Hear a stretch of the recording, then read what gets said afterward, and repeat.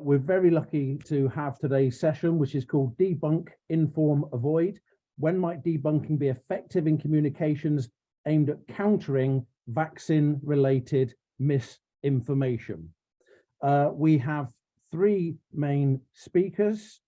First of all, Professor Ian Shemilt will be giving an overview of this rapid evidence review report that he has been involved in leading and is really the main focus for today. Then we have a short intervention by Abigail Emery, who is from the Cabinet Office and head of the Behavioural Science team. And then we will have an intervention from Jeremy Williams, who is working in the International Public Policy Observatory, particularly focused on vaccine hesitancy, misinformation in relation to monkeypox. Now, this afternoon, we will be finishing promptly by 3:45 at 3:45 at the very latest. And I'm really keen to encourage as much conversation, questions, discussion as possible from everybody watching online. So feel free, please, to either raise a hand or to type a message into the chat box, and I will try to create as much of a conversation as I possibly can. So today's topic really is misinformation in society. As global communications get faster, more efficient, cheaper, that brings opportunities for the spread of public information, but it also brings challenges in terms of the spread of misinformation. When it comes to public health, this is a real concern because misinformation can cause serious harm and in some situations deaths, particularly by members of society or sections of society who are particularly pulled towards the misinformation and therefore are more reluctant to take up the health support that is out there. And of course, one of the great challenges of trying to debunk misinformation is the risk of a boomerang effect, whereby trying to challenge misinformation may simply increase and underline the beliefs that were all people that were already suspicious of that information. So this is complex terrain.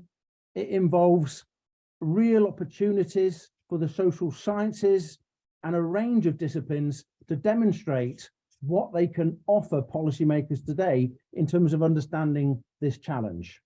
In many ways, this rapid evidence review was designed to capture and to present the existing body of knowledge on what we know around debunking. So without further ado, I'm going to hand over to Ian, who is going to lead us through no more than 20 minutes, a presentation of the main findings of this rapid evidence review.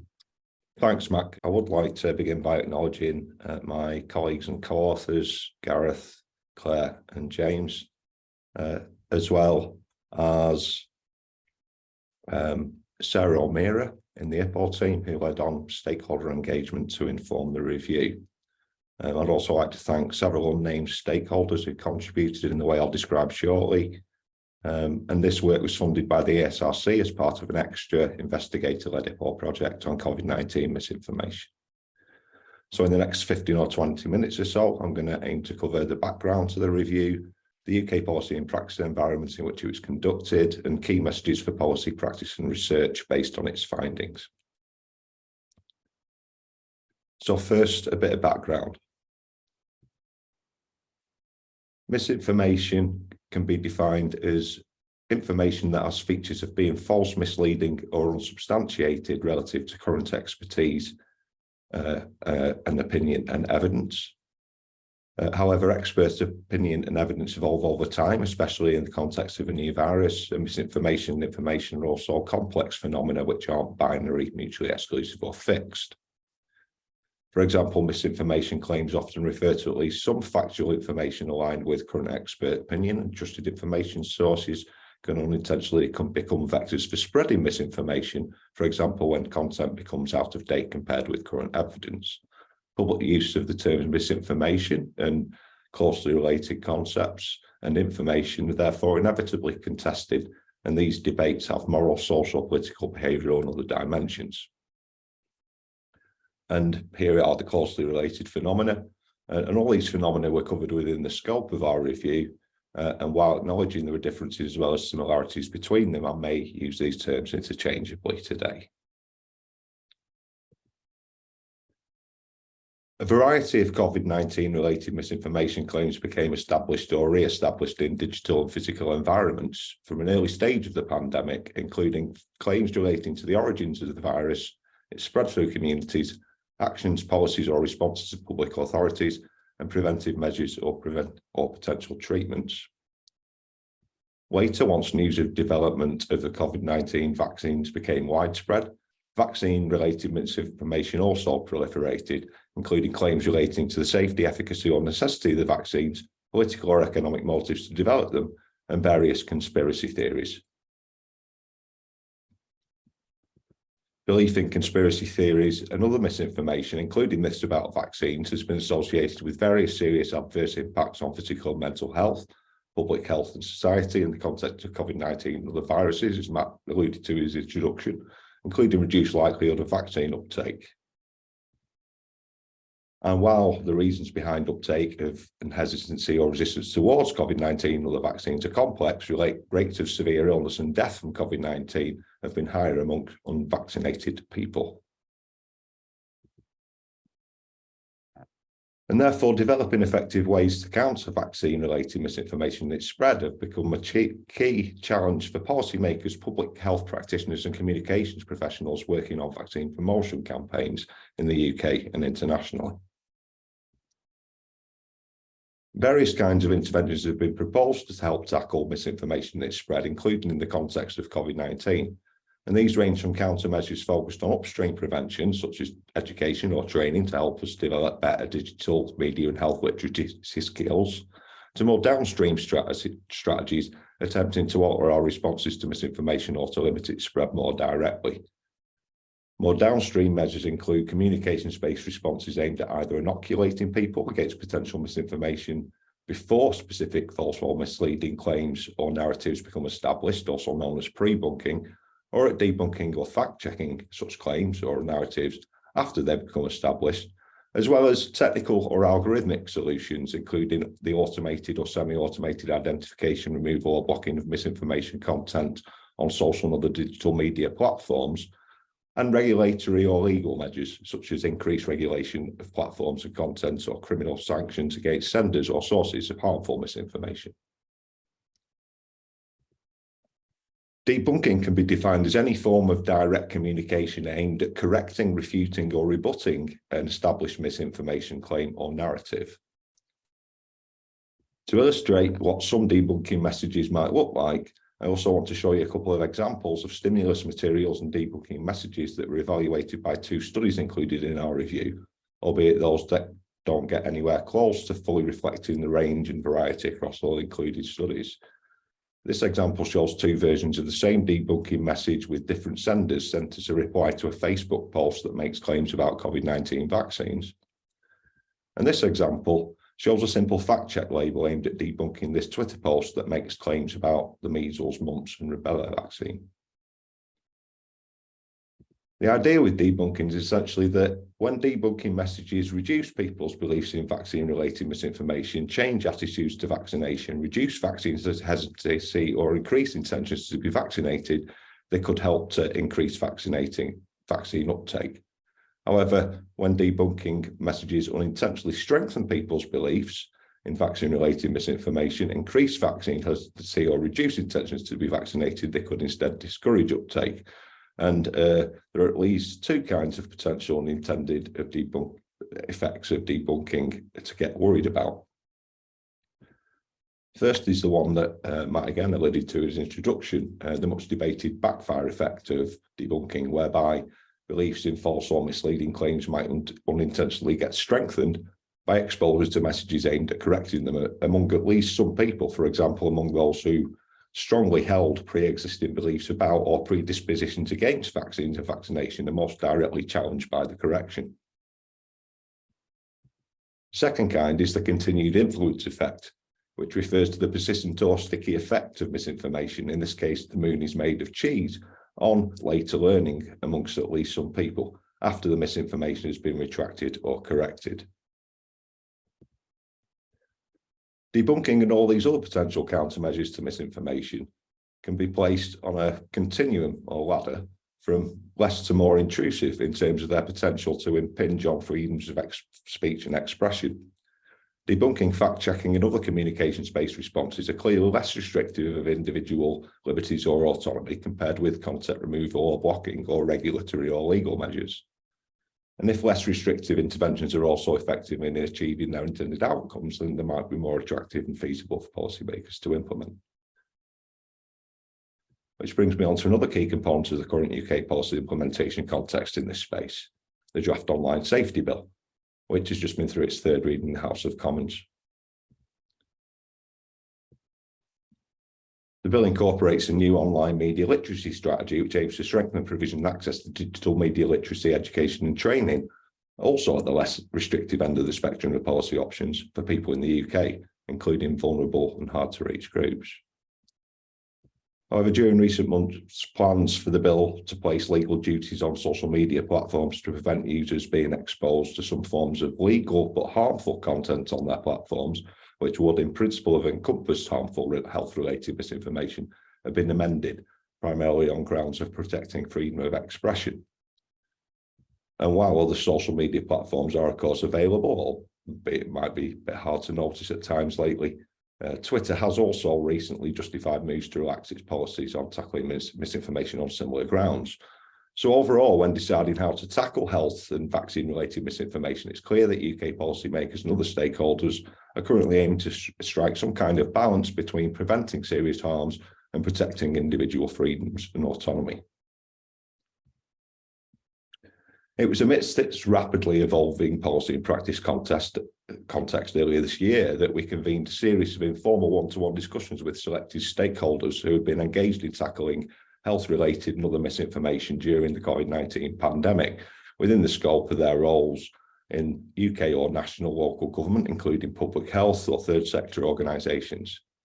In these discussions, we heard from multiple stakeholders that countermeasures deployed during COVID-19 are primarily focused on communications-based responses to health-related misinformation narratives that had already become established, with vaccine-related misinformation becoming a key target for intervention. Communications professionals have been central to the coordination and delivery of such responses, typically working in coordination with data analysts, public health specialists and key messengers, including elected officials and influential members of the public and communities. At local level, communication has also been highly tailored to address the specific needs and concerns of local populations and communities, informed by public health surveillance data, media monitoring and analytics, and on-the-ground intelligence. And these tailored communications had also used images of local people and local branding or messaging. We also heard from these stakeholders that communications-based responses to COVID-19 vaccine-related misinformation have typically been deployed as part of broader communications campaigns that had aimed to reduce COVID-19 vaccine hesitancy and promote uptake, which had invariably emphasised positive, accurate information with positive framing. National government guidance for local and national health communicators during the COVID-19 vaccination programme had also focused on providing accurate information and generally advised against debunking, primarily due to concerns about the risks of amplifying the false or misleading claims. However, multiple stakeholders expressed the uncertainty they had about when it might be better to go further by directly debunking vaccine-related claims, as well as when it might be better to avoid responding altogether. And they had a common interest in understanding what's known from research evidence on this question. We therefore conducted a review to help us address this question, which we formulated as: for whom and or under what circumstances is debunking misinformation about vaccines more effective, likely to be more effective than either providing accurate information only or not responding, for reducing people's vaccine-related misinformation beliefs, changing their attitudes to vaccines, reducing vaccine hesitancy or resistance, and increasing intentions to be vaccinated, and ultimately increasing people's uptake of vaccines? And what are the key gaps and uncertainties in this body of evidence?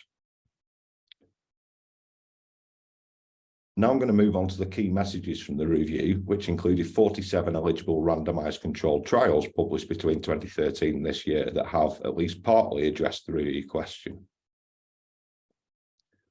I'm deliberately not going to say anything in this presentation to this audience about methods of the review, nor about the 47 included randomised controlled trials on whose findings the forthcoming key messages are collectively based, except to highlight that we have created an open access web database to enable interactive exploration of these 47 studies coded according to their main characteristics. Instead, I'm going to move straight on into the main implications of our review findings for policy and practice. And here they are. And don't get worried that they're about to disappear fairly quickly, because they'll come back later and we're going to go through them one by one, starting at the top. So overall, the findings of included studies are equivocal about the effects of debunking messages on people's vaccine-related misinformation beliefs and/or their vaccine attitudes. Some studies found overall beneficial effects of debunking messages on these outcomes compared with the comparators, no effects of these outcomes or mixed and/or differential effects.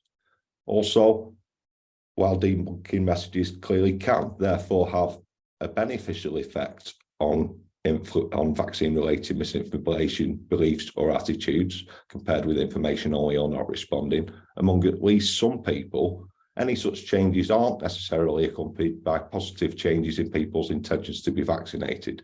And there's currently high uncertainty about whether debunking messages encourage uptake of vaccines.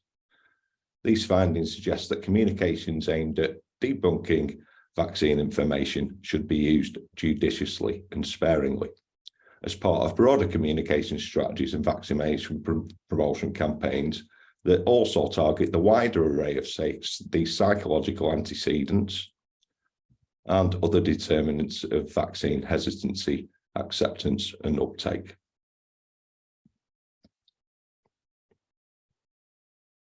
Our findings also suggest that debunking messages are unlikely to influence people's vaccine-related beliefs, attitudes, or intentions in the same way. For example, the findings of some included studies suggested debunking messages might be less likely to have beneficial effects on beliefs or attitudes and more likely to have adverse effects on these outcomes among people who more strongly hold misinformation beliefs or who are more resistant to vaccination. Conversely, debunking might be more likely to have beneficial effects on beliefs or attitudes and less likely to have adverse effects on these outcomes amongst people who more weakly hold or don't hold vaccine-related and other misinformation beliefs, or who are less resistant to vaccination. Debunking messages may therefore be more successful when they can be formulated, tailored and targeted to specific subgroups of people and specific misinformation claims or narratives based on insights derived from public health surveillance data analysis combined with social media analytics and active monitoring of health communications in media channels, best practice toolkits and guidance, professional expertise and judgment, and analysis and understanding of why different people hold and maintain specific vaccine-related misinformation beliefs. And that includes drawing on insights from behavioural science, which we'll hear a little bit more about this toolkit later, when formulating debunking messages and other communication strategies and other communications messages targeting misinformation. A further key message is that policymakers and communicators should continue with or consider adopting the practice of engaging trusted influential people or key messengers to act as co-producers and senders of debunking messages and other communications and aimed at countering vaccine-related misinformation to promote uptake. And drawing more specific practical insights from current research evidence and this body of research evidence about when, under what circumstances and for whom communications aimed at debunking vaccine-related misinformation are likely to be more or less effective is hampered by key differences between included studies on all important dimensions, including the wide variety of populations, vaccines, types of misinformation claims, debunking messages, comparators, outcomes, and differential effects they investigate. So, debunking messages should be used judiciously and sparingly. Debunking messages may be more successful when they can be tailored and targeted. Engage key messages as co-producers and senders, and draw on insights from behavioural science when formulating messages. And finally, very briefly, the main implications for research. While a key gap in the current research evidence base is the lack of studies designed to assess the differential effects of real-world messages developed to debunk dynamic and evolving vaccine-related misinformation narratives on misinformation beliefs and on vaccine intentions and uptake over time in a large, diverse UK population sample. If stakeholders judge there's a need to develop further research that more directly addresses uncertainties about if and when to debunk vaccine-related information in a current UK context, then scoping and development of such research could be informed by insights from this review. And our review suggests that further efforts could be most appropriately applied to developing a call for proposals for a randomised study embedded in sequential waves of a longitudinal UK population survey designed to address the most important aspects of this complex question and with the potential to directly inform decisions about debunking in the current UK context. That's all from me. I'll just flip back to the previous slide and just leave that up as I finish speaking. Thank you.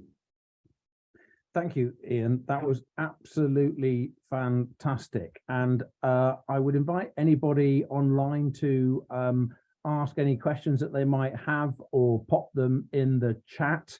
Ian, maybe I could start with a quick question. What was the most surprising or unexpected finding from this evidence review, would you say? Well, I'm not easily surprised, but I'd say that in general, what we heard from our engagement with stakeholders working in this space and the findings of the review are fairly consistent. So it may be that we heard about best practice, and it may be that not all practice reflects what we heard about. Certainly in terms of what we heard about, these findings are quite consistent with a lot of other work that's already going on, which isn't surprising because that involves lots of people who are drawing on insights from behavioural science and who, have backgrounds in behaviour change and psychology, who are kind of driving this field and who are much more kind of advanced in misinformation research than me. I'm just a relative novice. Okay, question from Sarah O'Meara. Would a new randomized study really need another pandemic, or would it be useful during a non-emergency phase still? Yeah. I mean, I think that there are options here, and I wonder if a call for proposals might kind of leave both of them open, at least for now. In that, I think that there were some things about, the COVID-19 pandemic that were unprecedented, in terms of scale, and also in terms of kind of the time that, we all found we had on our hands to seek information about, this, fast-spreading, life-threatening virus. And so it may be that you'd want to, reserve a study for something that was, if not of the same scale, a similar scale. But on the other hand, that might not happen for another 100 years. I'm sorry, it might happen sooner, but it might not happen that soon on any kind of similar scale. And so maybe you could also have a study that was running in combination with, for example, booster campaigns, booster vaccination campaigns, or that was run in conjunction with campaigns for vaccines for other viruses, which we might hear a little bit more about as well today. Okay, final question quickly before we come to Abigail Emery and her contribution. Nina Hallowell's got a very good question. I'll read it in the text box. How does this kind of data synthesized in your review reflect other types of data, particularly ethnographic or more qualitative data? How were you able to incorporate, or is there much of that? We haven't found much of that.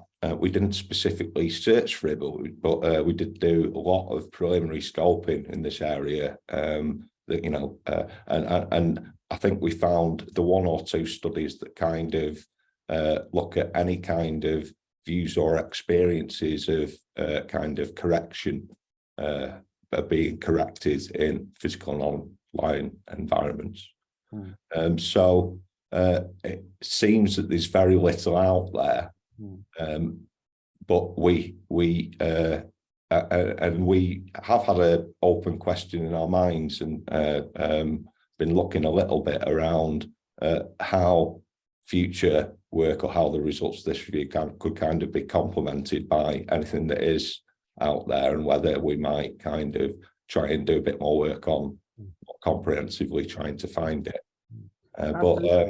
But because I'm sure if it exists, it could be complementary. But in the context of actually debunking misinformation, there's very little. In the context of wider research on misinformation, because of course this sits in the context of bodies of lots of different overlapping and related bodies of research that are much wider. The studies that we've looked at, which were specifically studies that were designed to assess the causal effects of debunking messages versus the alternatives that were of interest to stakeholders. Okay, thank you. Now, please, can I come to Abigail Emery, who's going to offer a sort of a firebreak intervention, talking particularly about the toolkit that was mentioned in Ian's presentation. Thank you so much for the welcome. My name's Abigail Emery and I'm the head of the Cabinet Office Behavioural Science team. We've done lots of work on mis and disinformation, and particularly how it pertains to communications practitioners in government, both in the UK and overseas. So as someone who works in government communications, a lot of the findings of this rapid evidence review were both very familiar and very relevant, very useful to me. So the report discusses some of the work that took place in government during COVID-19 and during the vaccine rollout, describing that debunking approaches have typically been used as part of a broader communications campaign, which invariably emphasised providing accurate information with positive framing. In other words, I think that is to say that during COVID, government communicators really had to adopt a very multi-pronged strategy to counter disinformation in all sorts of ways, with debunking as just one of many, many tools in a communicator's arsenal. So what my team set out to do after the pandemic was to reflect on how this had been done, how well it had worked, and to try and develop a relatively simple framework that would actually help communicators select a choice of disinformation strategy or multiple strategies, depending on the attributes of specific beliefs and specific target audiences that you're dealing with. So this tool was called the Wall of Beliefs. I'm briefly going to talk you through one part of the toolkit, which was a roadmap that we designed to kind of help communicators choose a counter disinformation strategy with only limited time and limited information, which is the environment they're often working in. So hopefully you can see this is what we call our strategy matrix. You'll see it sets out 4 different approaches in the coloured boxes to communicating about a false belief, depending on where a belief falls on those 2 axes. I'll talk you through each of them in turn. So on the vertical axis, communicators want to measure how embedded a belief is within a target audience, whether it's long held, dearly held, and very important belief towards the top, or whether it's a kind of new or a shaky or an uncertain belief towards the bottom. The horizontal axis represents the extent to which a belief causes harmful behaviour, with beliefs that cause more harmful behaviours towards the right, while those that don't really trigger harmful behaviours on the left. So the idea is you could take any belief at all, whether false or true, and map it onto this matrix somewhere for your target audience. That will give you an idea of the quadrant a belief falls in, and thus what a good strategy to counter it might look like. But what do they mean? I'll talk you through these boxes one by one. So proactive promotion is a type of strategy that centres around communicating the truth without directly engaging with false stories, without directly myth busting. It's sometimes called counter-brand approach, I believe, in the Resist toolkit. And this kind of strategy requires communicating true information in a compelling way, using a range of channels, with a particular focus on presenting info in a way that's very easy to understand and digest and recall. So the goal of a proactive promotion strategy is to not directly really counter myths and falsehoods, but instead to consistently communicate an accurate and a coherent other side of the story that deepens public understanding of the truth and builds resilience to false information as well. So when a belief is highly embedded and it's also causing harmful behaviours in the top right, that's when we would suggest a managing behaviours strategy. So once harmful behaviours are managed, you could then shift to a different approach, maybe proactive promotion approach, which is represented by the arrow. So the thinking behind this is that harmful behaviours often require quite a quick response, and undoing those embedded, deeply held beliefs can take time and can take a lot of energy, can take a lot of research. So strategies that change behaviour without actually challenging the underlying beliefs may be the best choice in the short term to minimise harm. So examples there might include mandating the desirable behaviour like mask wearing on public transport in the UK during COVID, or in the case of the January 6th Capitol riot in the States, having let's call it a trusted messenger call it off, rather than attempting to to debunk QAnon conspiratorial beliefs and theories during a moment of acute crisis. Very harmful behaviours to manage, do that first. Where there's very little short-term harm, but beliefs are also quite weak and not particularly embedded, we might suggest a watch and wait approach. So despite our tendency, and I think that of communicators, to want to act when we see false stories, to want to step in to say something, many false beliefs don't really cause much harm, and trying to tackle them can only amplify them and draw attention, cause other backfire effects. So when it comes to something relatively harmless, like astrology is the example here, we wouldn't really recommend a communication strategy at all. And then finally, when beliefs are not particularly embedded, but they are causing harmful behaviours in the short term, we recommend what we call a reactive response approach. And this is where debunking, and this is where myth busting sits, and fact checking sits, all in this quadrant. So in this scenario, when beliefs are relatively new, they're relatively shaky, and they're causing harmful behaviour, it may be best to challenge them quickly and directly. So we developed this whole piece of work, this strategy matrix, about a year ago as a way to codify a lot of our practical learning from COVID, from the vaccine rollout, and to crystallise it into a usable tool for practitioners. And it was really fantastic to see the review delivering evidence that I think broadly chimes with this general approach, and while also exposing a few more questions I think that we're going to need to grapple with. So we've been using this framework to help communicators in various countries devise their disinformation responses and strategies. And we've learned a few things while doing this. So firstly, determining the strength of a belief is actually ended up being relatively easy. We've already now got a list of refined research questions we use to discover this with different audiences, and it's also quite intuitive to grasp in many situations. However, determining a belief's impact on behaviour has been a lot more difficult. And as discussed in some detail in the review, the evidence connecting specific false beliefs to behavioural outcomes is actually not very strong.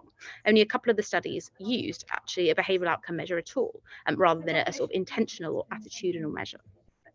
So a future goal we have is to figure out, are there any rules of thumb? Are there any simple tools? Are there any question sets that might make it easier for communicators and practitioners to examine this link between beliefs and behaviour, and anything that might improve the quality of our assumptions about the link between beliefs and behaviours? Now, finally, for a few quick reflections and some questions that I've been thinking about. So as the review has shown us, figuring out where debunking is useful and where it isn't is a really difficult task, and even for professional researchers, professional misinformation experts. The people who are actually using a lot of this research at the coalface are often professional communicators who don't have this broader contextual knowledge. So my first question is, how can we further help communicators make quick and accurate judgments about whether a belief should be debunked or not while working under pressure? So the Wall of Beliefs was our first attempt to try and answer this question, to develop a framework to aid these decisions. But as we refine the evidence and learn a lot more about the impact of debunking on behaviour, how can we translate these findings into approaches and toolkits for real life application? Secondly, many studies in the review looked at the circumstances under which debunking is more or less effective. So under what circumstances, when should you use it?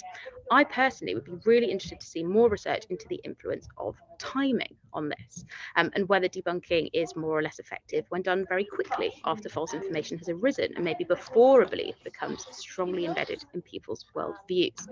The answers to this question, I believe, will probably have very big implications for government, and particularly for rapid response functions that many organisations have established, particularly since COVID-19.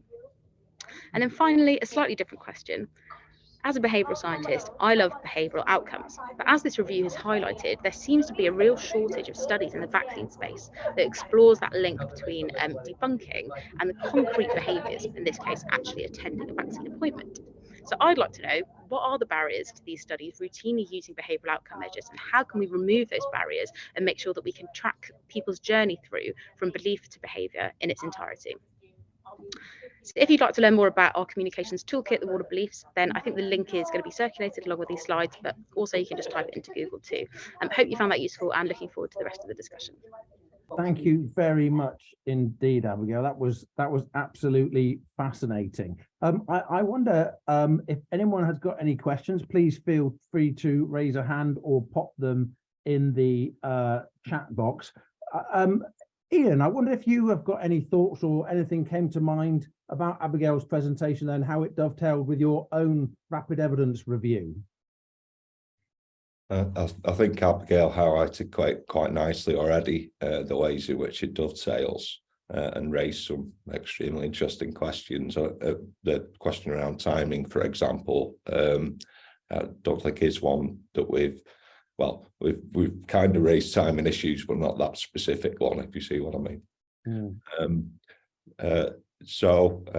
No, I'd be happy to move on and open up the discussion to other people. I think that in terms of the questions that you raise, obviously I've got some thoughts on those. I'm sure my colleague Gareth Hollands has also got thoughts on those.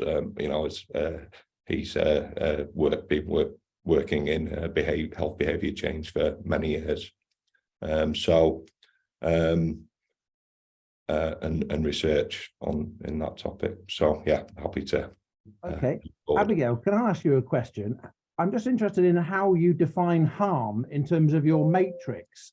How do you know if something should be seen as not very harmful or more harmful, and who would decide on that? That's a great question, and one that I think we're still grappling with. So what we've previously done is we've carried out these analyses sort of per topic. So we did one on COVID vaccines, and in that case we came up with a specific definition of harm in collaboration with sort of other people working in that space. I think in that case we determined that it was people choosing not to get the vaccine for themselves or people persuading others to not get vaccinated. So we decided on a definition of harm, used it very specifically. We've also been applying the Wall of Beliefs to climate disinformation, and in that case there is a very different definition of harm, of course. So we've been having conversations trying to figure out if things like not recycling, does that count as harm, or is that just kind of within the realm of somebody's personal choice? So that is a cop-out answer to say that it's not always clear, but what we tend to do is we have a sort of consultative process when we go through this analysis for each topic and try to come to an agreed definition of harm that aligns, I think, with wider communications priorities for how we want to manage certain kinds of dis and misinformation. So Andrew Booth has a question that's come in which links to that. Is there a difference between when the person's belief relates to their own behaviour compared with beliefs relating to those with implications for other people like their children, partners or friends?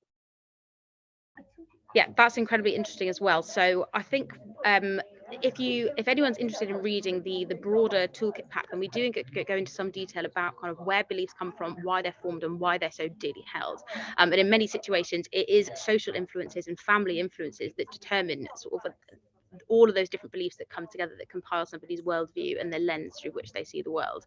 So while we haven't looked specifically on implications for children or partners on those kind of relationships, what we have sort of explored in some depth is how relationships impact people's likelihood to being open to challenge in those beliefs.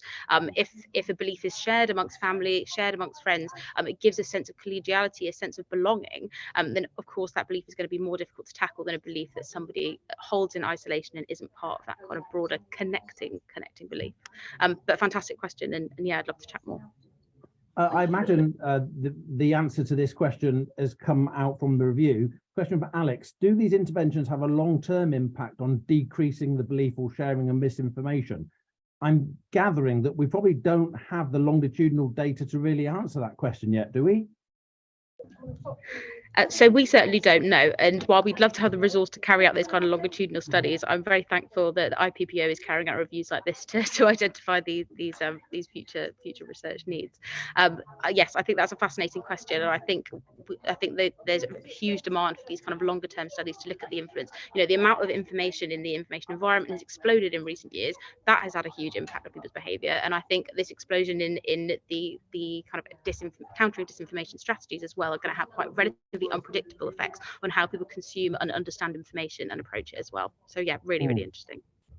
I'm interested in the sort of the sociology of stickiness and the way that ideas can be almost sort of unbreakable. There's one question here about the science of debunking. the great risk is that it will make people more suspicious that they're being manipulated. And I don't know quite how we get around that sort of that knotty dilemma that trying to debunk might be used as evidence by those who are critical of shady intervention. I think one way of kind of getting beyond that, you know, that some of the evidence in the review speaks to is around, you know, senders and sources of misinformation and engaging key messengers, so that might overcome some concerns about who's doing the debunking, and also, you know, engaging users of digital platforms in doing the debunking themselves, you know, which is an approach that, you know, several leading fact-checking organisations take, for example. But I'm sure that Abby's also got some thoughts on this. I just had one thing to add, which is that this is a really important reason that I like debunking strategies that focus on, I think, what's called in the review logic debunking rather than fact debunking. So it's explaining why the underlying logic is flawed and what kind of logical reasoning errors have been made. And that way, not only can you debunk, but you can also build people's future resilience to other forms of disinformation. So I'd love to see like more research into the impact of logic-based debunking, because I think it avoids, I think, some of those negatives of fact-based doing so. And that was one of the gaps highlighted by the review. Yeah. There's almost an upstreaming element to this kind of digital literacy understanding amongst young people and children in terms of understanding scientific foundations, rationality, questioning, criticality, etc. Okay, let's go on to Jeremy Williams, please. And Jeremy is going to give some remarks on his current project, which is looking at monkeypox and public health messaging. And we'll explore some of the links or differences between the conversations we've had so far. So, Jeremy, thanks for coming along this afternoon, and over to you. Thank you, Matthew. Thank you, everyone. And congratulations to Ian and the team report, which I've read in the last couple of days. It's a great piece of work. Looking forward to continuing the connections between that and my project, which I'm going to talk to you about today.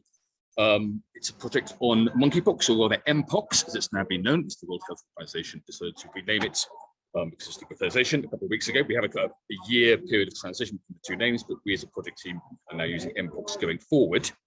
And it's kind of a complementary piece of work to this. It's called Knowing and Evidencing Mpox, a policy-focused study of community organizing, communications, and vaccine engagement. It's a bit of a mouthful, but just kind of sum up the main kind of points of the work.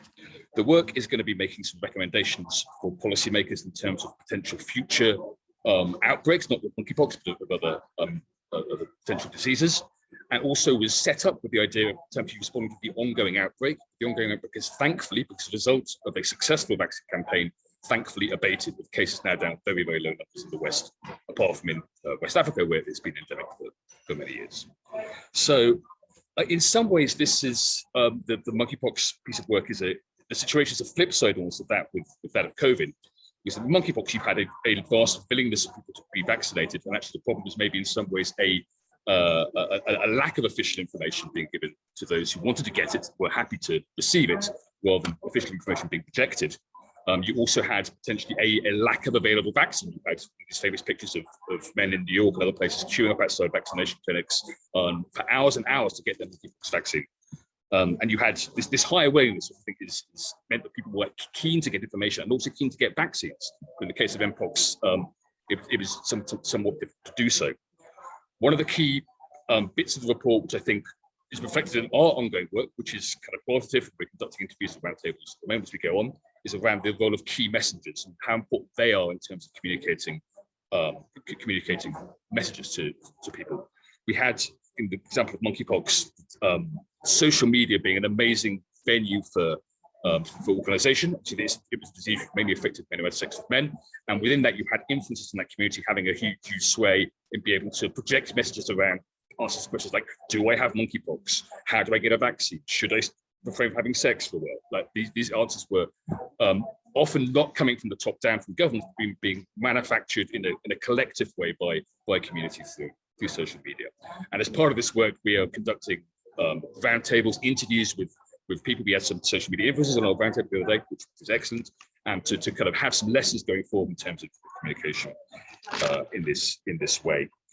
I have 3 I guess, sort of points of conversation between our work and this report. I will say before I get to them that if you are keen in being involved in this piece of work, because it is ongoing and is very qualitative, so we like to talk to people, do please drop me a line. I think Sarah's going to put in the chat a link to our report that has my email on it, and please just get in touch if you'd like to contribute.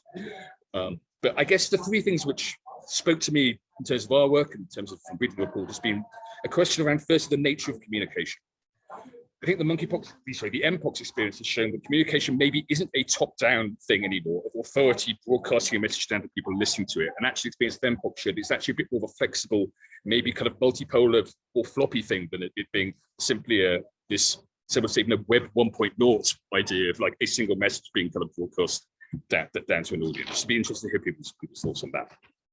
The second point is around trust.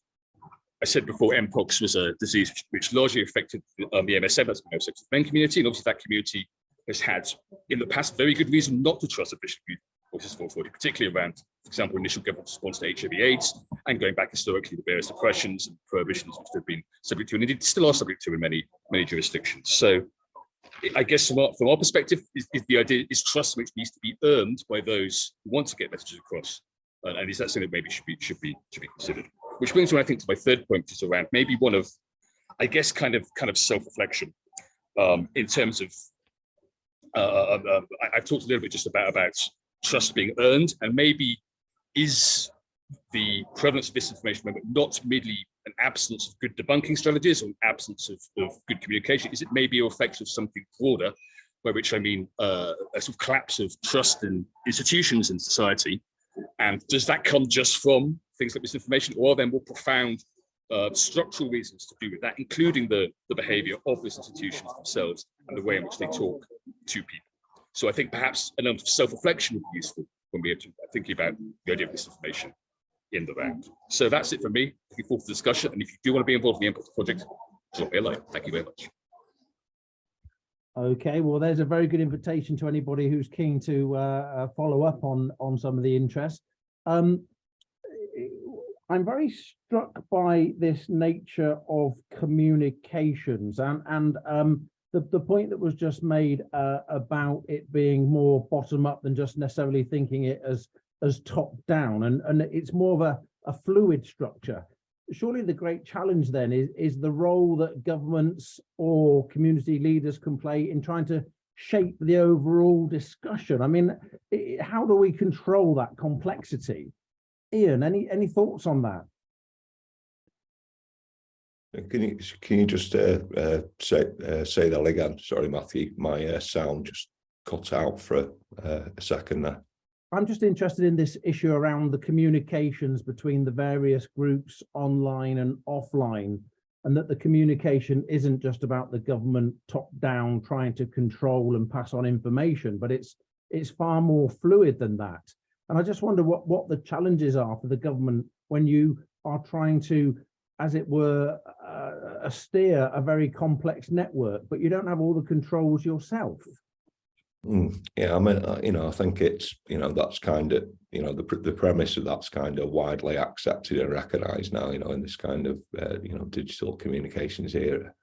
I think, it's an incredibly complicated question, but I think that Jeremy's, kind of right and didn't highlight it much in presentation. We speak to a little bit in the report. That, often the kind of more entrenched and strong beliefs in misinformation and conspiracy theories and myths around vaccines and other health-related issues are kind of bound up in issues of identity and group affiliation, and I think that that kind of in some ways speaks to the idea that maybe kind of media literacy and those kinds of preventive measures might be kind of more effective in younger age groups before those kind of strong group affiliations and political and group identities get formed.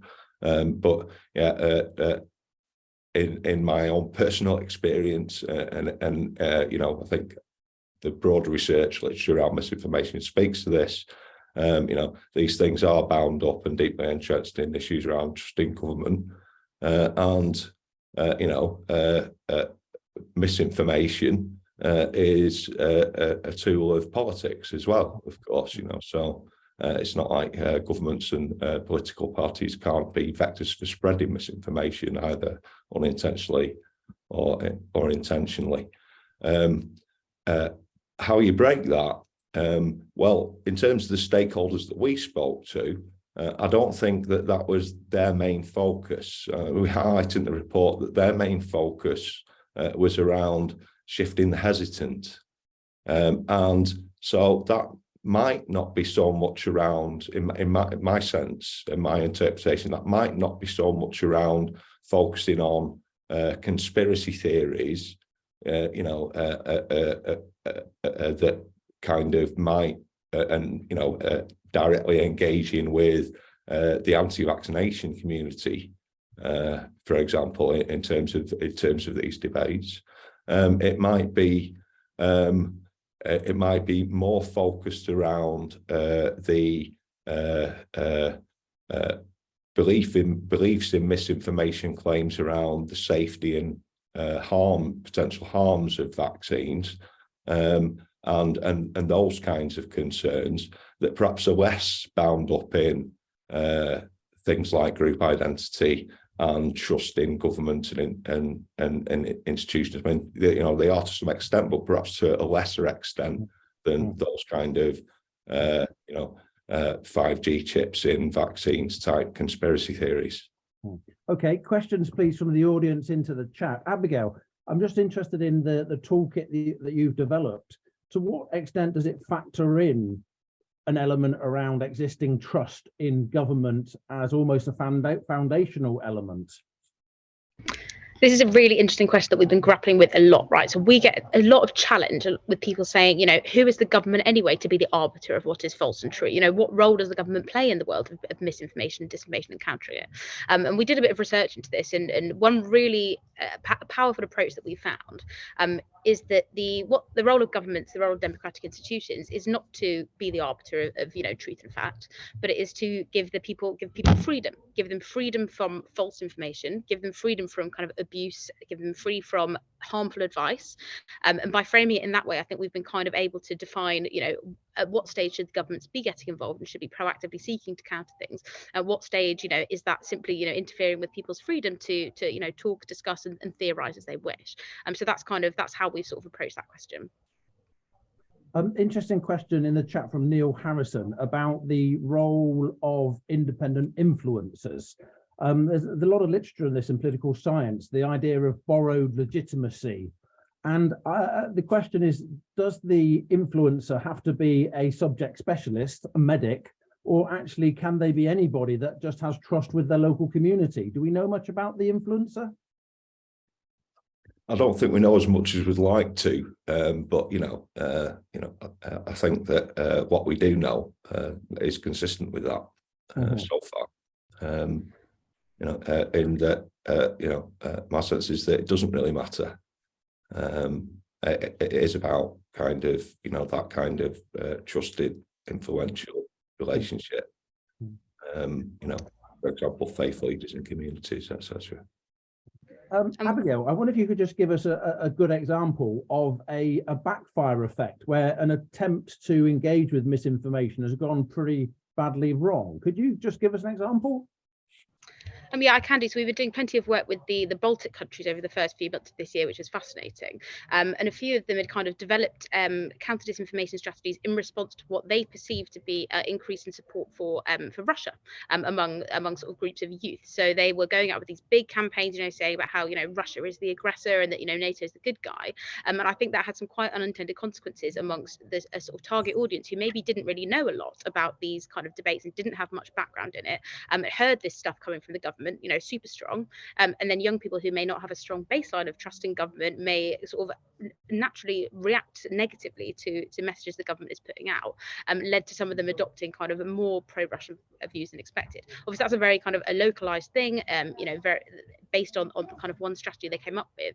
But with our help, we kind of coached it out into a broader strategy that took into account the different needs of the different target audiences and their baseline level of trust. And of course, this theory of psychological reactance, that, you know, if you don't like the government tells you to do or believe something, you are going to backlash out of defiance. I'm sure it's something that we've seen in the UK plenty of times as well, including on vaccination. Although I think strategies in that case were relatively mature and sophisticated and managed to, I think, avoid some of the more negative backlash effects that we've seen in other domains. The whole Brexit agenda is flashing in my head with misinformation, but I'm not going to go there. That would be too wrong. I want to come back to Jeremy. One of the interesting things that I'm interested hasn't come up is we are talking about the need not to be seen to be telling people what to believe, not top down, but to accept a more of a network model. Is there any research or experiments which are moving into the realm of public participation and citizen science and this realm? Because it strikes me that that would deliver a very nuanced, textured form of insight that we don't have at the moment. Are you aware of anything, Jeremy?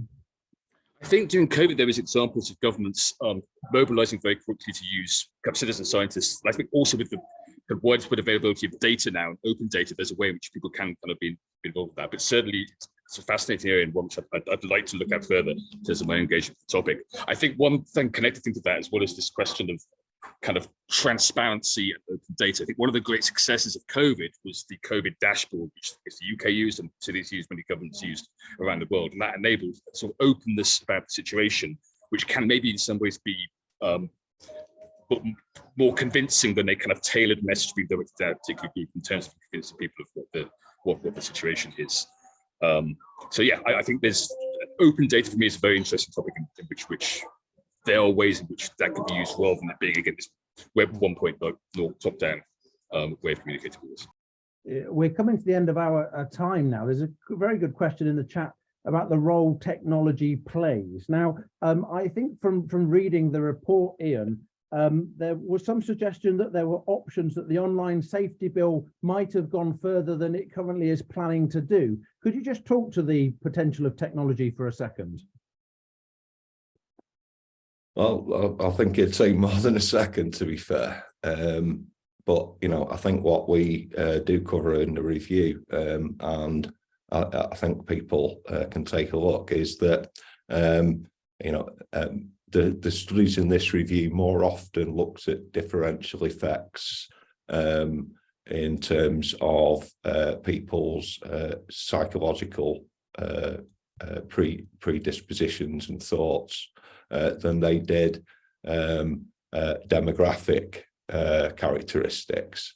And that kind of has, you know, implications for targeting and the potential for using techniques like psychographic targeting, and then that's a whole other discussion for perhaps another hour about you know, what the pros and cons of psychographic targeting, and I kind of summarize it by linking it back to the kind of thoughts that you were previously having around, and some of the questions that have been raised in the chat and in discussion around concerns about who decides, and whether you know, two algorithms, one that